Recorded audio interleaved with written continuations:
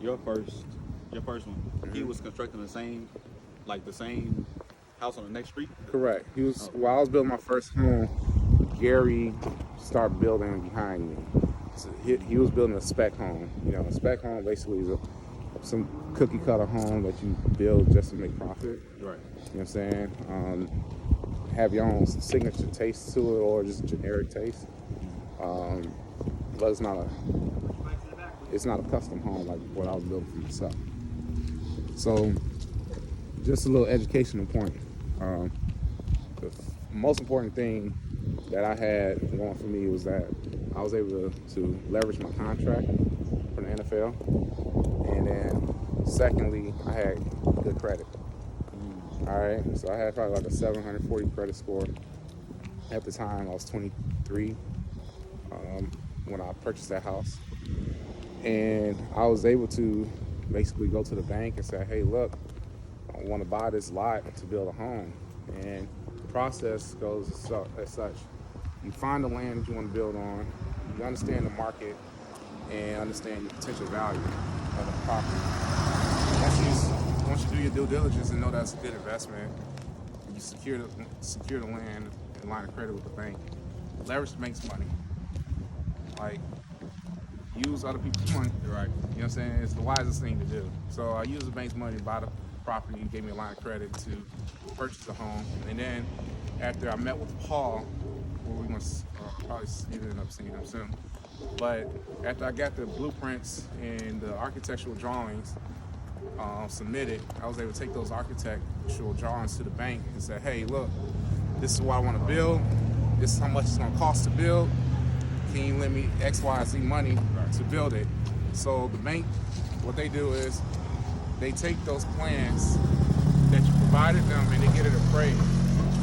So they appraise the plans and say, hey, look, the value of this property that you're going to build is worth, I believe they said it's worth $600,000, and they're going to lend me up to 90% of that value. You know what I'm saying? And different lenders have different options or provide different lending packages for new construction homes. One thing that I didn't do, which again, I'm educating you guys to, is explore my options, shop around for different opportunities that can be provided from banks. So the bank I went with, Home Bank, they didn't do jumbo loans. Okay. Right? So the total project that was financed was $560,000. Actually, it's $540,000. And they didn't offer jumbo loan. What a jumbo loan is, I think at the time was a loan that was over $420,000 for a mortgage. Some banks offer jumbo loans, meaning they would finance $540,000. Some didn't, and they didn't. And they offered a home equity loan, HELOC. So basically, it's a line of credit on the home to offset that difference, the cost of construction. All right. We'll talk about that later. But anyways, I was able to get the project built, and was able to move on.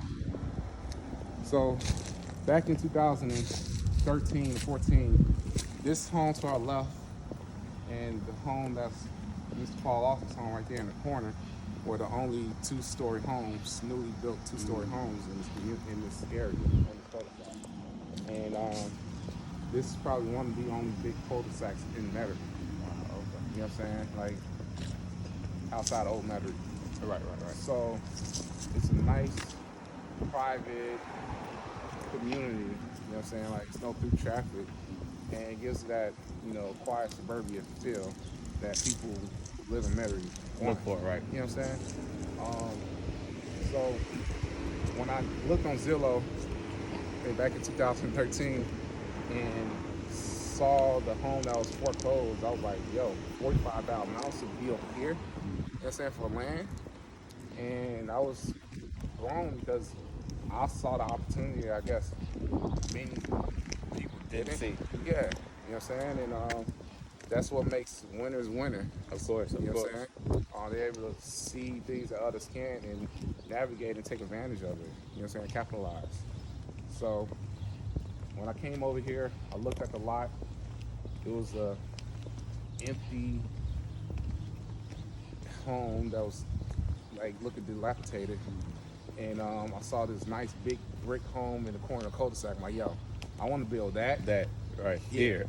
You know what I'm Right. saying? I want to build that here.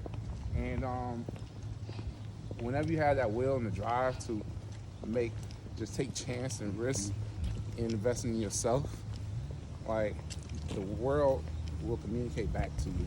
Whenever you seeking, desirably seeking information, you're gonna find it. Right. You know what I'm saying? You're gonna find it. And the beautiful part about having great energy is good people want to see other good people succeed. You know what I'm saying? And Paul is still my close friend till this day, 7 years later, right? And that's for a reason, because we're both good men and we want to continue to see each other and close ones around us to succeed. We have a lot of things in common. But anyways, that building right there, that home right there, that big brick house, he built that himself. And that was like, he already foresaw the future of this cul-de-sac himself. That's why he came over and built that crib. And mind you, 7 years later, he built this house right here within the span. That's the first house. Mind you, when I was building this house, I was living in this small, about 1,000 square foot home right next door to him. It was a little 1,000 square foot home. What, 900 square feet, Bria? Yes. That my sister was staying in, my wife and I, 2 kids at the time, staying in this like little 900 square foot, 3-bedroom, 1-bath house. Right. 3-bedroom, 1 bath. And I was playing in the NFL too. You know what I'm saying? And I did that because, like, why rent when I can own? And my mortgage in that home was like $1,000 a month, right? And I was able to really be here to watch my home being built, right? Get that experience. I moved into that home, and then in 2015, while I was still in with the Saints, I tore that house down and started plans to construct and build that home. All right. So, in 2016, that home was being built. I think we completed that in 2017, and I actually built that without a general contractor. Wow, okay, so you oversaw pretty much The whole everything. thing. The whole thing. And that was a roller coaster. Right. That was a fun, bro. I could take you to school on that on a whole different time, bro. But that was that, man. And what I provided for myself was a foundation. I was able to rent both of these homes out for about $9,000 a month total. And I set a foundation for myself to be able to receive residual income, passive income, and allow me to make an easier decision to retire. Right. You know what I'm saying? Because I didn't have to worry about income, you know, and I was able to pursue my dreams and do anything I wanted to do with my time, you know, in my life. And that's what allowed me to do what I do now. Right. My foundation. So, you got any questions, bro? Right. So just to piggyback off of what you said, the foundation is so important. That's what a lot of people don't understand when going into anything that they do, not even the real estate end of things. It could be any business. Without a solid foundation, you know, you can't build off of anything. So I think that's extremely important, and that was a really good tip to put out to the people. So Most definitely. I think they should really that really resonates with me also. So Oh, bro.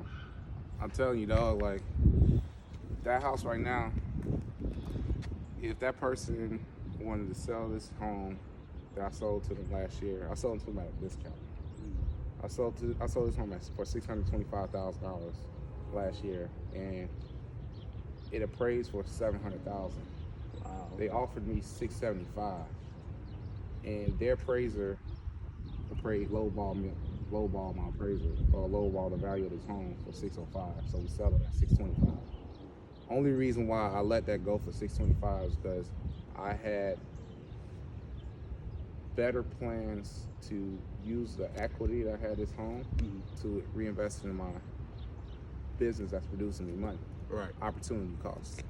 I was able to take $100,000 of equity out of this home and reinvest it into my granite business to buy a saw that's producing me millions of dollars a year. Right.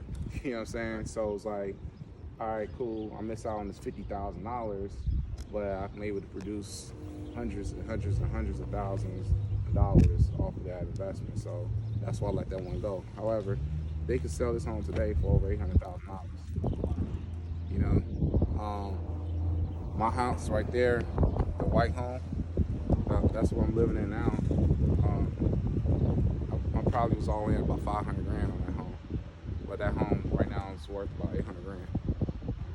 His house right there is valued over 1.2 million now.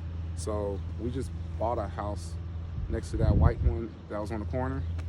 I just bought we bought that house a couple weeks ago. Wow. Okay. So we're about to tear that one down this year and build a new one and probably sell it for $800,000. You know, so it's like, this is my investment. Right. You know what I'm saying? And eventually, you know, if I'm not living here particularly, I'll still be investing into this cul-de-sac, you know, because we got about 15 other homes that will be coming down, you know, eventually at some point in time. And I'm already invested in the neighborhood. The neighbors know me. You know, when someone wants to up and relocate, they know they can sell the crib. Right. You know, they know who to sell it to. You know, so I'm a developer as well. You know what I mean? So yeah, that's pretty much it, bro. Straight up.